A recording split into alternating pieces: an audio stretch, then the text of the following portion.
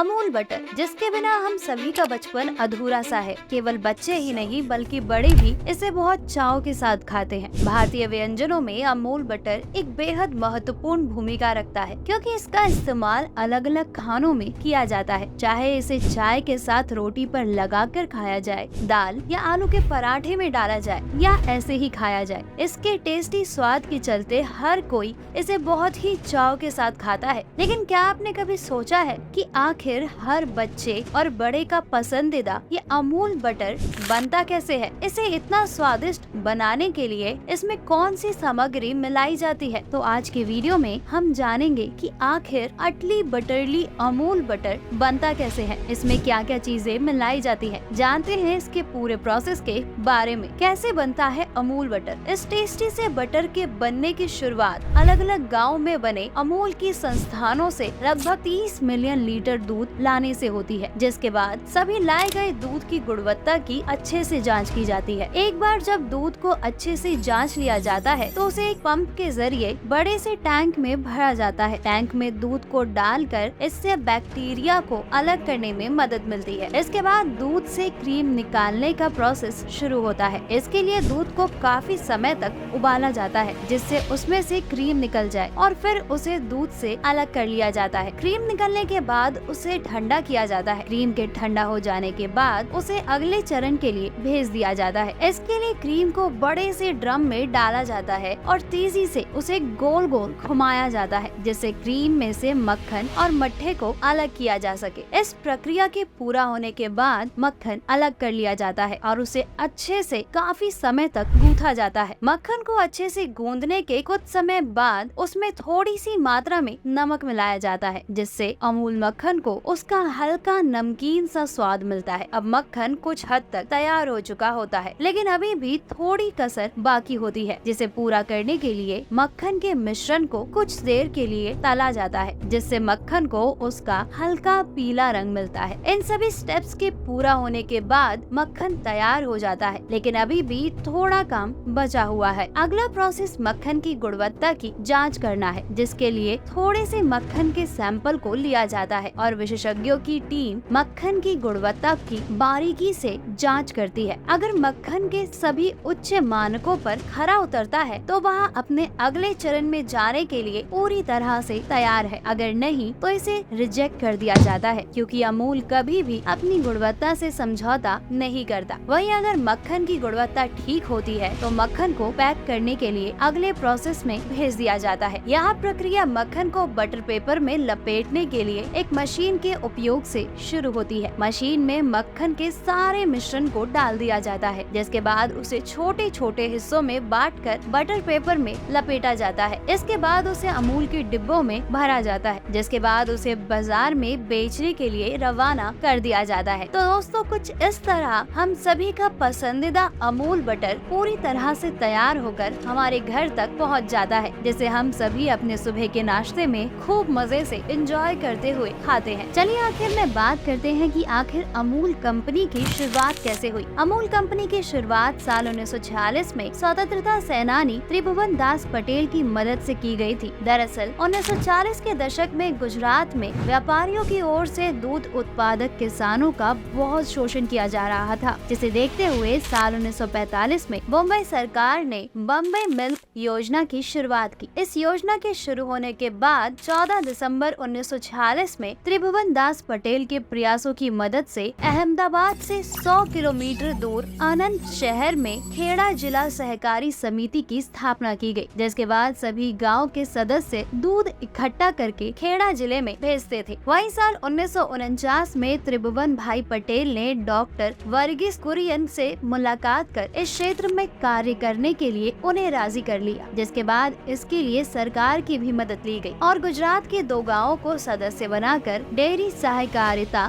संघ की स्थापना हुई। डॉक्टर वर्गीस कुरियन सहकारिता संघ को कोई आसान सा नाम देना चाहते थे जो आसानी से जुबान पर आ जाए। कुछ कर्मचारियों ने इसका नाम संस्कृत शब्द अमूल्य सुझाया, जिसका मतलब अनमोल होता है, जो बाद में अमूल के नाम पर रखा गया। तो कुछ इस तरह से शुरू हुई अमूल कंपनी का सफर। ऐसे ही इंटरेस्टिंग वीडियोस के लिए देखते रहिए हमारा YouTube चैनल। तब तक के लिए धन्यवाद।